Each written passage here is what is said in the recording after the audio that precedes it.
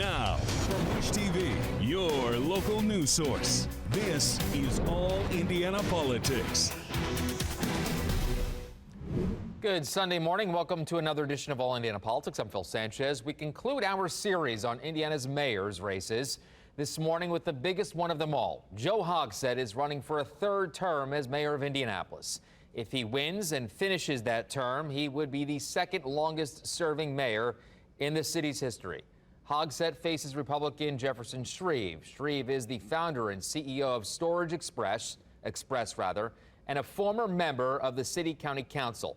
Both men have raised millions of dollars in this year's election. Our government reporter Garrett Berquist sat down with Shreve recently. Joining us now is Indianapolis mayoral candidate Jefferson Shreve. Jefferson, welcome back to the program. Thank you for having me back. So let's begin with public safety. You've made that the central focus of your campaign. You've said you want to focus as much or more on officer retention compared to officer recruiting. How would you go about doing that? More on retention than recruitment, because that is contrary to the path that the current administration has taken. Joe Hogsett has put a lot of money and attention behind the recruitment classes, but the results haven't proven out over time. We still have more officers leaving the force year over year than we have had since he started the job. We're down 129 officers from when he took office on January 1st, 2016. We need more police. So we've got to retain the talent that we've got and then backfill that talent with new officers that can be attracted to this community.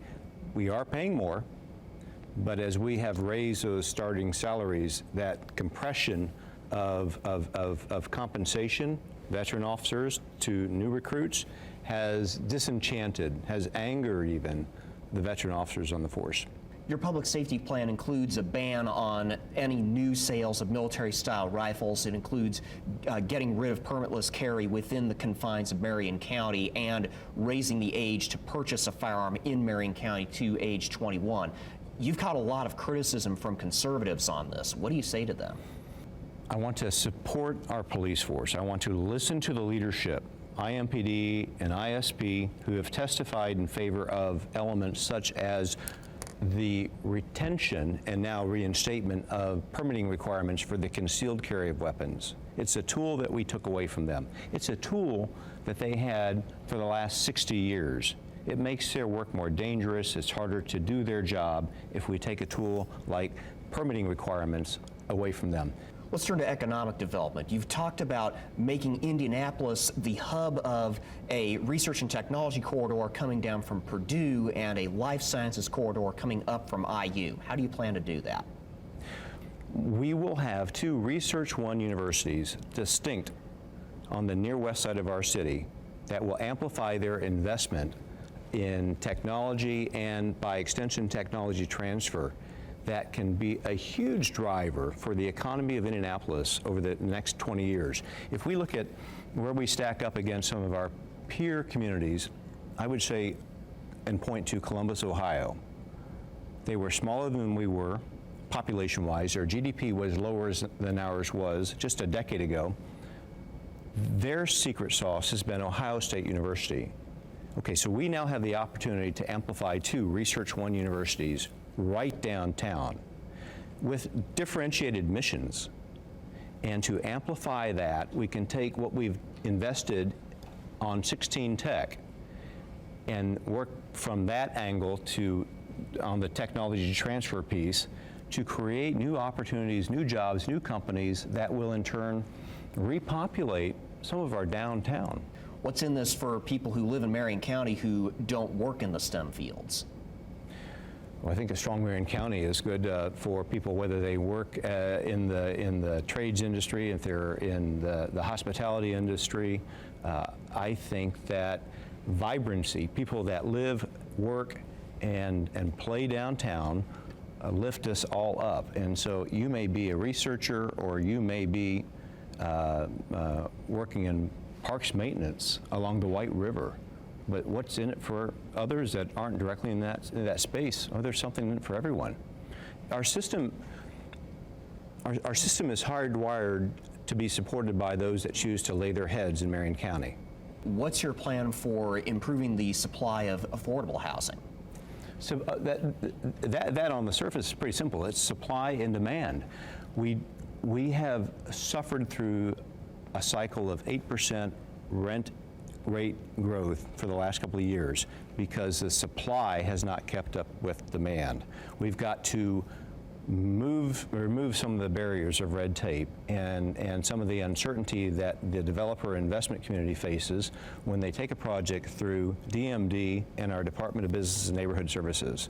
We've got to open up the throttle so developers can create new and better affordable housing stock to meet the demand. And as supply comes into parity with demand, we will see rates tighten up. That growth that we have suffered from, which exceeds household income growth, will come back into alignment. What's your plan for dealing with food deserts? We've got quite a few areas where there's no easy access to healthy, fresh food. Yeah, retail patterns have changed. The Amazon effect is a factor, certainly. But we need to repurpose a lot of the dead retail space that we do have. And I'm particularly interested in opportunities to repurpose the empty CVS, Walgreens, and Rite Aid stores that we have all around this county because they are oftentimes located in the center of those areas that we would describe as food or pharmacy deserts. I'd like to have a systematized, predictable set of incentives to take the private owners of those properties to bring in grocers that would set up shop in these bite-sized retail components. These are roughly 14,000 square feet. All right, coming up, we hear from Indianapolis Mayor Joe Hogsett. And welcome back. We now turn to Indianapolis Mayor Joe Hogsett. Hogsett's campaign turned down our request for a one-on-one interview. He did, however, take part in Wish TV's live televised mayoral debate on Monday night. And here's some of what he had to say. Well, I certainly believe that downtown is the safest neighborhood in all of Indianapolis. Statistics and data show that to be the case. We try to desperately make all of our neighborhoods as safe, but we have a safe downtown, and generally speaking, we have a safe city. Now, the truth is we have a problem with guns, and everybody has guns. The permitless carry that was passed by the Indiana General Assembly has been particularly difficult for the city of Indianapolis. There are more guns in our city than there are people. And until and unless we start meaningfully addressing those issues, we're going to continue to have unfortunate incidents of gun violence. And gun violence brings with it perception problems. And that's why we need to change the direction and make a real difference in the gun availability of guns. Well, the truth is, over the last 8 years, we have hired over 700 officers. In fact, 45% of IMPD officers who are working for IMPD today were hired by my administration. I'm proud of that. Now, while it would be great to have additional officers, and that's the efforts that we are making, when Jefferson mentions that we're 300 officers below where we'd like to be, what he doesn't mention is we're 300 officers that I authorized and fully funded. These are positions that wouldn't be there but for me. And the truth is also, in Jefferson's time on the council, Mayor Ballard went 2 years without hiring a single officer. One of those years, Jefferson was on the council and voted for his budget, hiring no officers at all. Housing is such a critical issue, you can't have enough of it. That's why this administration has been very proactive in terms of providing more affordable housing for more people throughout the state. Now, as far as out-of-state landlords, frankly, we have a good track record and a cooperative record with working with the Attorney General and citizens in apartment complexes throughout the state, holding out-of-state landlords who have pocketed monies that they have no business pocketing and not paying their water bills. We held them accountable, and I'm very grateful for that success. So at the end of the day, we've also been responsible for a one-time property tax credit for 90% of homeowners to keep them in their homes, and the anti-displacement pilot project going on over in the Riverside Park area. I'm proud of that, too. Food deserts are very, very concerning where they exist, and that's why this administration has been, I think, nimble and creative. It's one thing to say, well, let's just answer the question by more bricks and mortar. That's just not realistic. Sure, adding a grocery store or a supermarket where it can be financially successful ought to be included. I was very proud to, very early in my first term, to help open up Cleo's Bodega. And by the way, the investment that Cook Medical has made out on East 38th Street, where there's now a food access. But we've been nimble in the administration by providing, for example, the Compass app, where people can go online and figure out where their closest food access is, or our Lyft program, where you can get for $1 a ride to and from a supermarket. That's the kind of creativity that will help us address this systemic issue. One of the most important things that we need to keep in mind is the world has changed, and the 5-day work week with commuters coming in from around probably will never return to its pre-pandemic existence. But here's the good news: 25,000 new residents have now called downtown home. The Downtown Resiliency Strategy was launched by Downtown Indy as the result of $3.5 million that the city gave it. So our recovery is going to be, and by the way, it's important to underscore that the city was a leader in encouraging people to return to work downtown. And I am sure that that is now going to be continuing, and it's that kind of leadership that will encourage people to return downtown. Residential and work experience, that's what's going to revive our city. I'm proud that in the last several years during the Hogsett administration, we have increased our funding for mental health and mental health access and mental health care by 3 times. We are the administration that has offered for our community the first time the clinician-led response teams. And that started the 1st of July. It now operates in downtown. It will be scaling up to East District in short order. And I think that's something the community asked for, that we have been able to fund and provide. And then finally, our Assessment and Intervention Center at the Community Justice Campus is an incredible asset to mental health. And that's why in next year's budget, we'll be increasing from 30 to 60 beds at the Assessment and Intervention Center. That will be profoundly important as well. All right, coming up, Indiana's best political team takes stock of the debate and an Indiana congressman's no vote on a resolution supporting Israel. And welcome back to All Indiana Politics as we welcome in 2 members of All Indiana's best political team, Democrat Ariel Brandy and Republican Whitley Yates. Good to see you both. Thank you for joining us. Let's start with the mayor's debate that we had earlier last week, I should say. So we'll start with you this week, Ariel. What does Joe Hogsett need to do in order to win his 3rd term?